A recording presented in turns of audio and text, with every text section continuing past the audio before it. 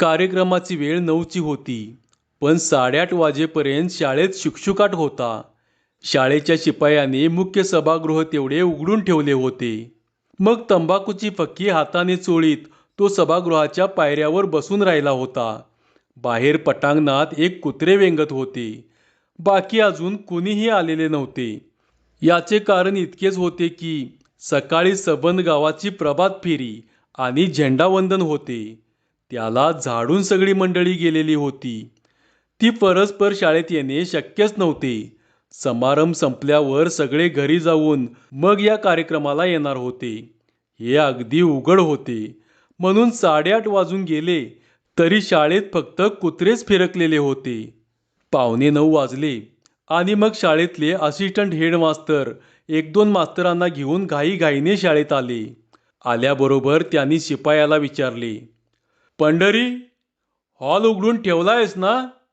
Hall उघडलेला चक्क दिसत असताना असा प्रश्न आपल्याला विचारला जावा याचे पंढरीला जरा आश्चर्य वाटले.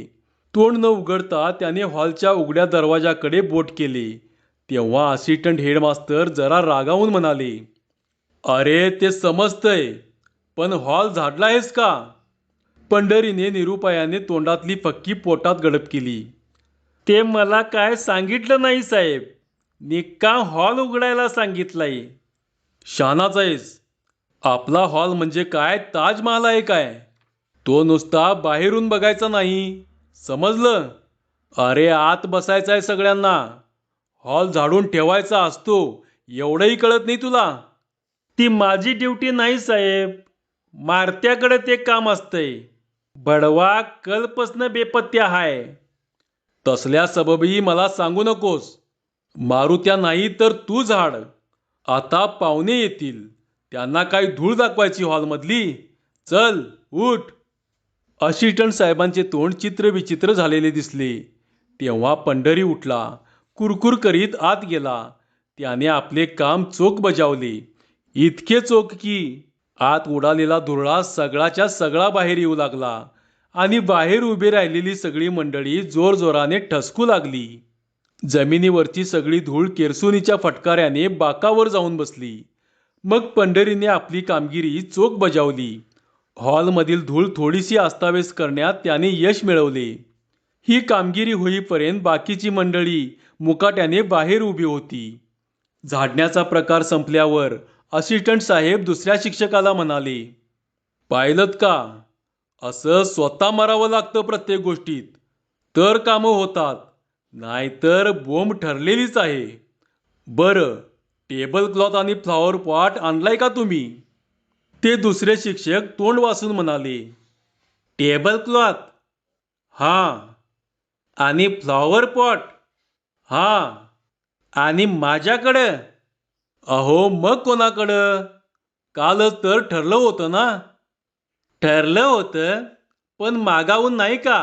हेडमास्तर म्हणाले की आपल्या शाळेतच आहे हे सगळं, काही नको बाहेरून आणायला.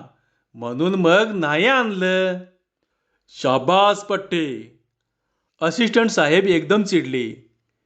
हे एचएम म्हणजे हाफ मॅड आहेत निवळ.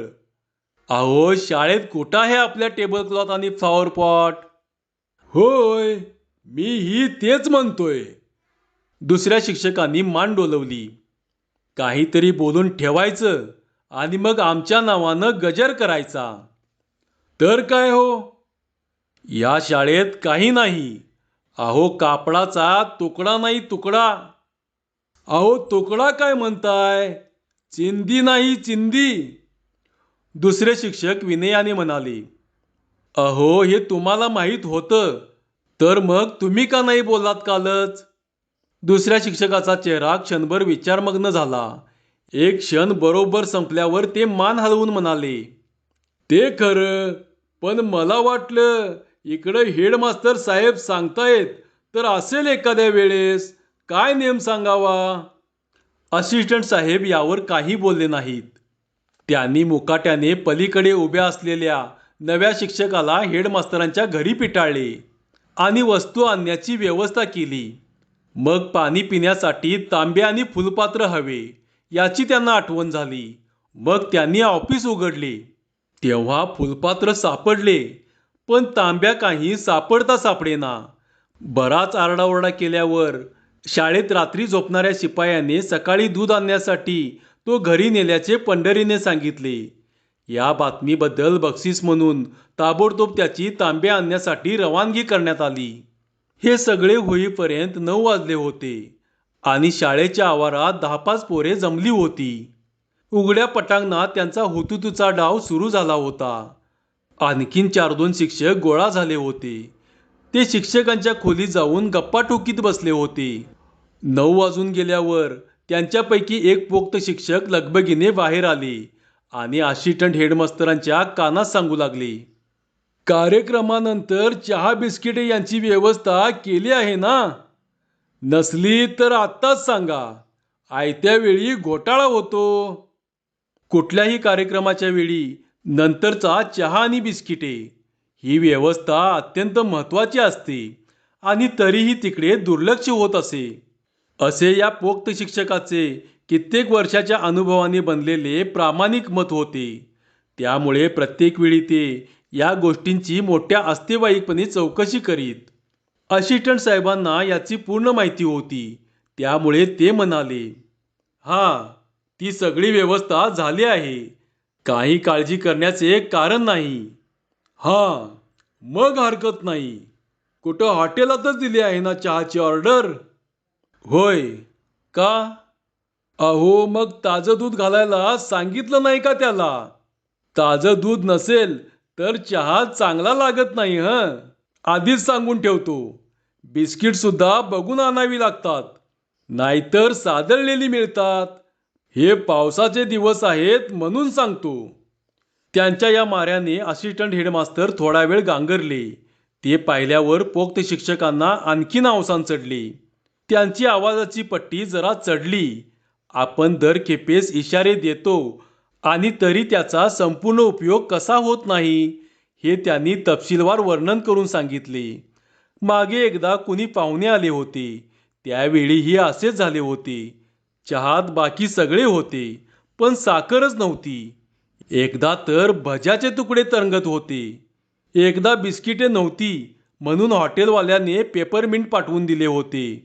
आणि मुख्य म्हणजे चहा न पिणाऱ्यांसाठी कॉफी सांगितली होती. आणि तेव्हा कॉफी म्हणून पुन्हा चहाच पाठवला होता. असिस्टंट साहेब कंटाळून म्हणाले, होय काय? मग तुम्ही असं करा, एकदा बघाच ही सगळी व्यवस्था झाली की नाही नीट. मागाहून तक्रार नको. हां, तेच सांगतोय मी मगापासनं. पोक्त मास्तरांच्या चेहऱ्यावर एकदम हसू चमकले. मग जाऊ मी म्हणता? बरोबर 10च्या ठोक्याला चहा घेऊन येतो. हां हां, या. पण तुम्ही 10ला संपवा सगळं, नाहीतर चहा गार होईल, आधीच सांगून ठेवतो. आता ते काय माझ्या हातात आहे का? तुम्ही फक्त हेडमास्तरांना आवराय सांगा, म्हणजे बरोबर संपते सगळं. त्यांना भारी चराट वळायची सवय आहे. फार चमत्कार गृहस्थ आहे बुवा. अहो, पण मी काय करणार त्याला? तेव्हा पोक्त शिक्षक असिस्टंट साहेबांच्या पुन्हा कानाशी लागले. अहो, कार्यक्रमाचा अध्यक्ष करा त्याला. आणि मुख्य म्हणजे शेवटी आभार तुम्ही माना. त्यांच्याकडे ते काम सोपू नका. आलं का लक्षात? एवढे बोलून ते शिक्षक लगबगीनं शाळेबाहेर पडले. असिस्टंट हेडमास्तरांनी थोडा वेळ या सूचनेवर विचार केला आणि मग त्यांनाही हे बोलणे तंतोतंत पटले.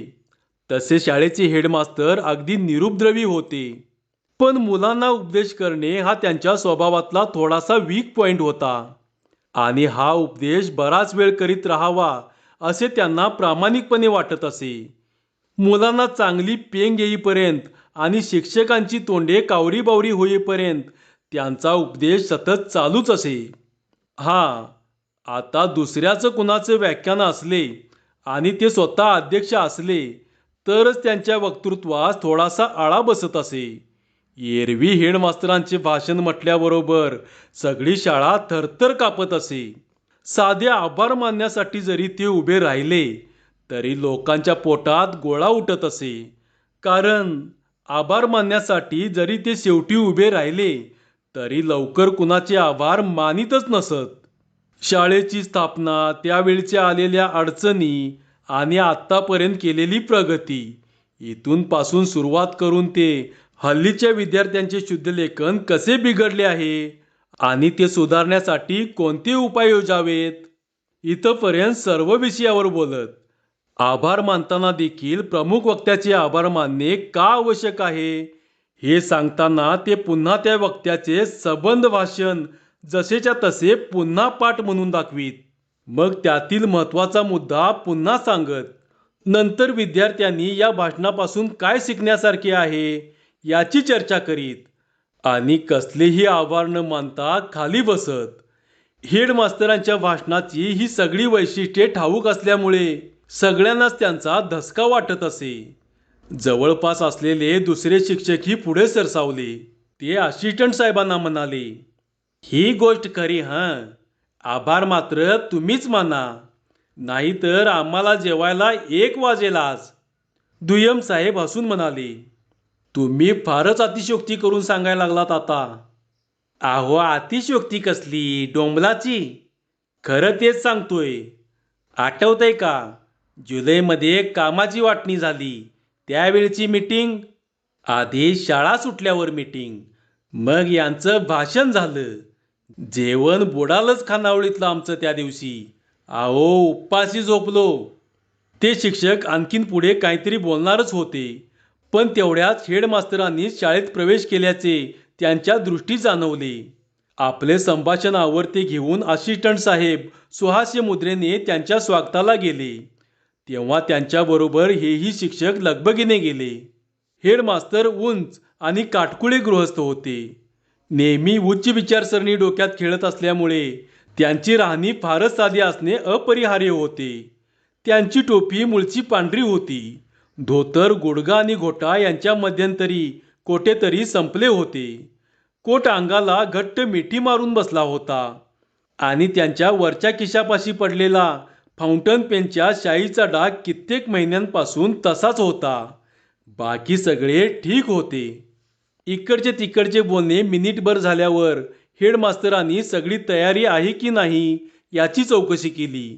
मग ऑफिसमधल्या घड्याळाकडे पाहत त्यांनी भुवया चढवल्या. 9:15 वाजले. अजून तात्यासाहेबांचा पत्त्या नाही. छान. दुय्यम साहेब अदबीने म्हणाले, आपण त्यांना सांगितलं होतं ना काल. तर काल मीच घरी गेलो होतो त्यांच्या. त्यावेळी पुन्हा आठवण करून आलो. येतो म्हणाले बरोबर 9ला. मग बोलावणं धाडूया का पुन्हा?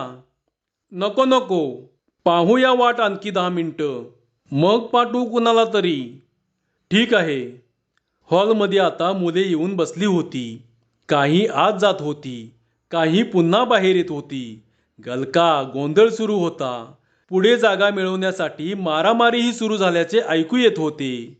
आरडाओरडा फारच वाढला.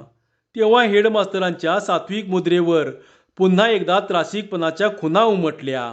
डोळे बारीक करून त्यांनी विचारले, शिक्षक आले आहेत ना सगळे? होय, सगळे हजर आहेत. मग काय करताहेत तरी काय? ते सर्व कॉमन रूममध्ये बसलेत. तिमाहीचे पेपर्स काढताहेत. अहो कोणीतरी हॉलमध्ये जा म्हणावं. काय शाळा आहे की मंडई आहे? आज स्वातंत्र्य दिन आहे. आज शिस्तीची खरी गरज आहे आपल्याला. परवाच मी कुणाचं आर्टिकल वाचलं बरं. हेडमास्तरांनी चेहरा विचारमग्न केला.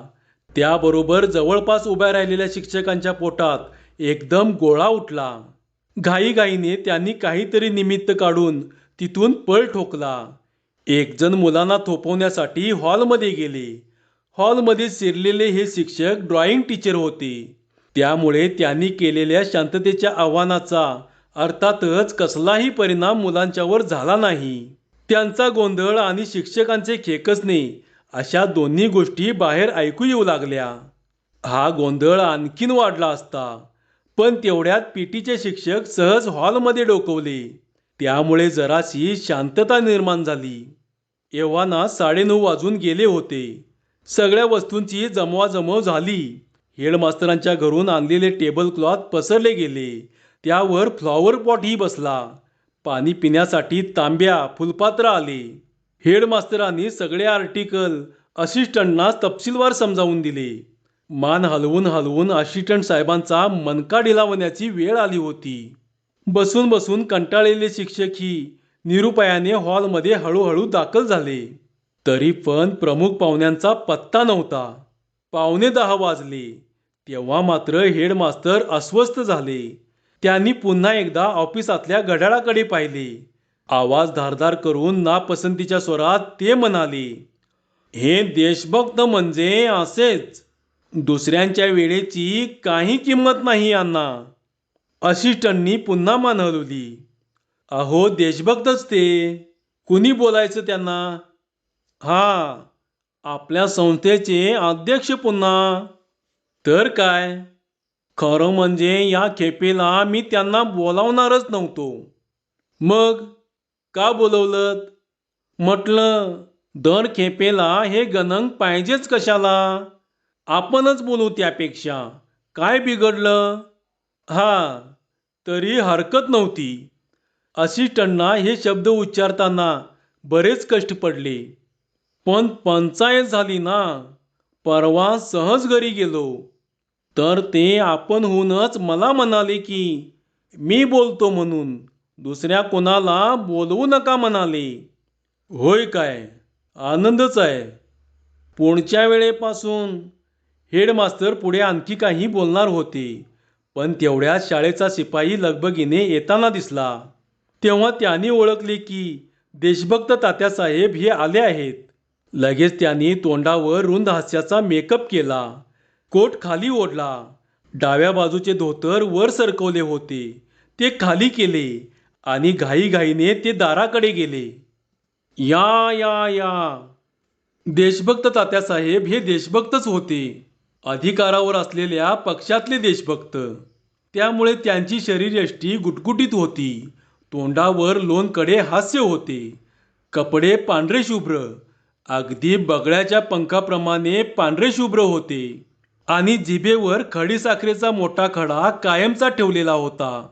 कोपरापासून दोन्ही हात जोडून ते दिलगिरीच्या स्वरात म्हणाले, "फार उशीर नाही ना झाला?" असिस्टंट साहेब आदमीने म्हणाले, "छे छे, अहो आत्ताच जमलेत सगळे." "मग हरकत नाही. अहो गंमत अशी झाली की मी इकडे यायला निघणार आणि तेवढ्यात कलेक्टर साहेबांचं बोलावणं आलं." मग ऑफिसमध्ये जाता जाता देशभक्त तात्यासाहेब यांनी कलेक्टर साहेबांचे आपणाला कसे अचानक बोलावणे आले याची रोमांचकारी हकीकत सविस्तराने वर्णन करून सांगितली. म्हणजे त्याची अशी गंमत झाली की सकाळी सामुदायिक फेरी आणि झेंडावंदन झाले, पण त्यावेळी देशभक्त तात्यासाहेब यांचे भाषण होऊ शकले नाही. कारण देशभक्त बाबासाहेब हे त्या ठिकाणी हजर होते आणि ते मंत्र्यांच्या खास विश्वासातले आणि शिवाय कुठल्या तरी कार्यकारिणीतही होते. त्यामुळे त्यांचे भाषण झाले. अर्थातच कलेक्टर साहेबांना तात्यासाहेबांचे भाषण ऐकण्याचा आणि प्रचलित प्रश्नांवरील त्यांची मते समजावून घेण्याचा योगच आला नाही. त्यामुळे कार्यक्रम संपल्यावर त्यांनी तात्यासाहेबांना हाक मारून आपल्याबरोबर डाक बंगल्यात नेले. तेथे तास दीड तास महत्त्वपूर्ण चर्चा केली. कलेक्टर साहेबांना बदली हवी होती, त्याबाबत ही सहज बोलणी झाली. या भानगडीत इकडे येण्यास उशीर झाला, इतकेच. तात्यासाहेबांना एवढी हकीकत सांगण्यास फक्त 15 मिनिटे लागली. मग तात्यासाहेबांचे हल्लीचे स्थान किती महत्त्वाचे आहे आणि संबंध जिल्ह्यात ते एकमेव लायक पुढारी कसे आहेत हे हेडमास्तरांनी तात्यासाहेबांना समजावून सांगितले. तोही कार्यक्रम फक्त 10 मिनिटे झाला. तो संपल्यावर हेडमास्तर असिस्टंटकडे वळून म्हणाले, "काय, निघायचं ना?" "होय तर. अहो सगळेच वाट पाहतायत." "काय काय ठरला कार्यक्रम?" "मुख्य भाषण ठरलेलंच आहे. प्रास्ताविक तुम्ही सांगितलं तर बरं होईल." "ठीक आहे. आणि शेवटी मी 1-2 मिनिटं." सगळी मंडळी हॉलमध्ये दाखल झाली. तेव्हा शिक्षक, विद्यार्थी सगळेच उठून उभे राहिले. हॉल विद्यार्थ्यांनी काठोकाठ भरला होता. ते दृश्य बघून हेडमास्तर प्रसन्न झाले, कुजबूज गोंधळ संपून थोडीशी शांतता पसरल्यावर ते उठून उभे राहिले आणि खड्या सुरात म्हणाले, आजचा योग मोठा अपूर्व आहे. स्वातंत्र्य दिनासारखा समारंभ आणि तात्यासाहेबांच्या सारखा वक्ता. मग काय, दुधात साखरच पडली. एखादी महत्वाचे वाटणारे वाक्य उच्चारल्यावर एकदम थांबायचे आणि श्रोत्यांच्याकडे अपेक्षेने पाहत उभे राहायचे, अशी हेडमास्तरांना सवय होती. आत्ताही ते असेच थांबले आणि मुलांच्याकडे पाहत उभे राहिले. तेव्हा असिस्टंट हेडमास्तरांनी ताबडतोब टाळ्या वाजवल्या. त्याबरोबर बाकीच्या शिक्षकांनीही टाळ्या वाजवल्या. मुलांनीही मग त्यांचे अनुकरण केले. टाळ्यांच्या गजरांनी सबंध हॉल भरून गेला. हेडमास्तरांच्या तोंडावर दैवी समाधान पसरले. ते पुढे म्हणाले, तात्यासाहेबांचे नाव सर्व महाराष्ट्रात प्रसिद्ध आहे. ते उत्तम वक्ते आहेत. त्यांच्या भाषणाची एकदा खुद्द महात्मा गांधींनी स्तुती केली होती. बापूजी म्हणाले होते की, अरे तात्यासाहेब, तुम तो बडे होशियार मालूम होते हो. एकदम हेडमास्तर थांबले. त्याबरोबर असिस्टंट हेडमास्तरांनी पुन्हा एकदा टाळ्या वाजवल्या. मग क्रमाने शिक्षक आणि मुलांनीही टाळ्या पिटल्या. परवाच्या संयुक्त महाराष्ट्राच्या चळवळीत तात्यासाहेबांनी केलेली कामगिरी फार मोलाची आहे. यशवंतरावांनी सांगूनही दिल्लीचे श्रेष्ठी ऐकेनात. तेव्हा तात्यासाहेबांनी एक कडक पत्र जवाहरलाल नेहरूंना लिहिले. त्याबरोबर तो मंगल कलश नेहरूंनी मुकाट्याने यशवंतरावांच्या ताब्यात दिला. हेडमास्तर थांबले आणि त्याबरोबर फिरून टाळ्यांचा कडकडाट झाला. तात्यासाहेबांचे असे वर्णन केल्यावर तात्यासाहेब ह्या ज्या संस्थेचे अध्यक्ष आहेत त्या संस्थेच्या इतिहासाकडे हेडमास्तर वळले. संस्थेची स्थापना, प्रगती आणि विकास हे मुद्दे त्यांनी अर्ध्या तासात आटोपले. मग त्यांनी स्वातंत्र्य दिनाचे महत्त्व काय असते, तो कशा रीतीने साजरा व्हायला पाहिजे आणि आपल्या राष्ट्रापुढे आज कोणकोणत्या गंभीर समस्या आहेत याचीही थोडा वेळ चर्चा केली.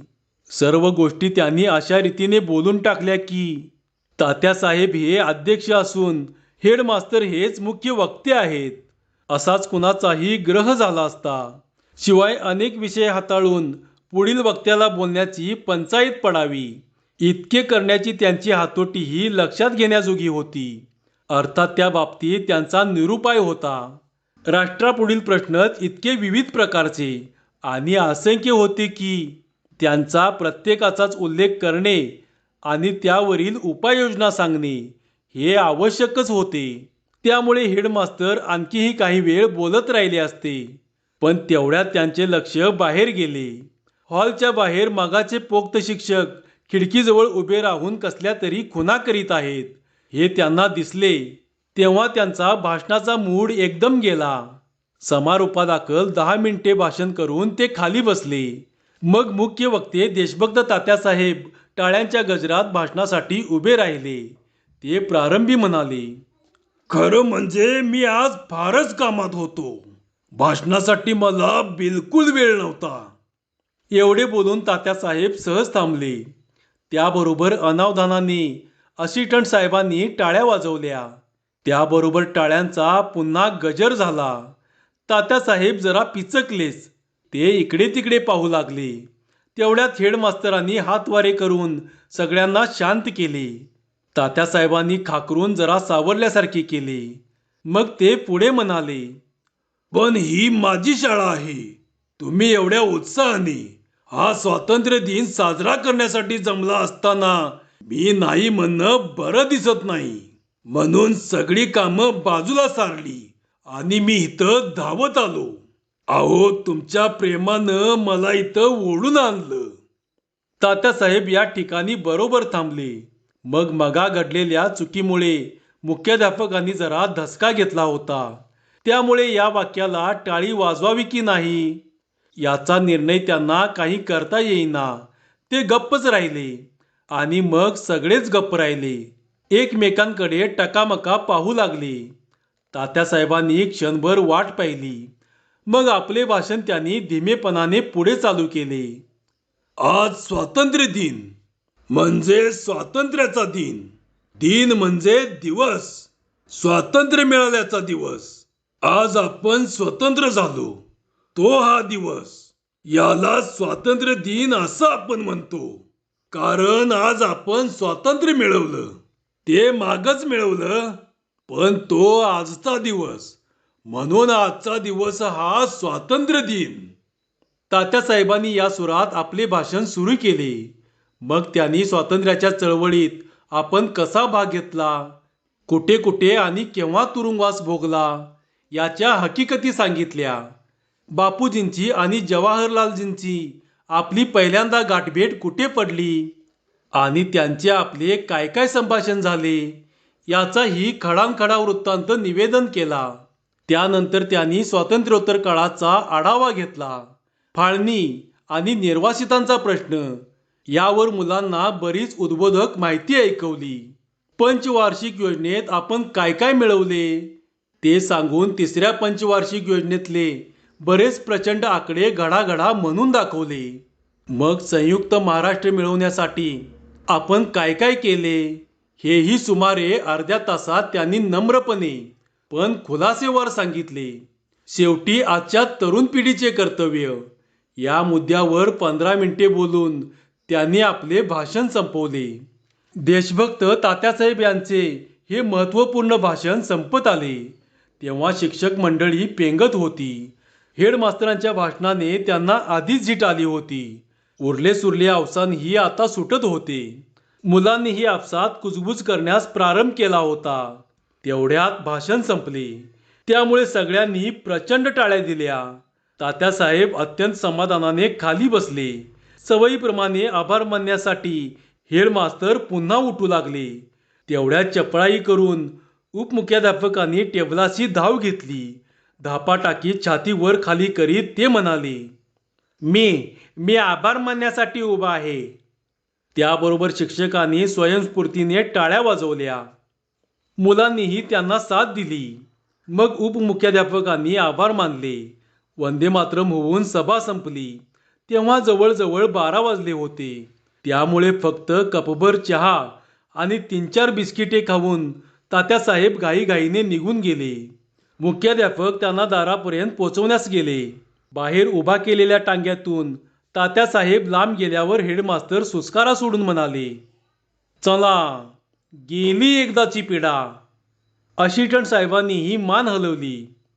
नाहीतर काय, दुसऱ्याच्या वेळेची यांना काही किंमत नसते. नाहीतर काय.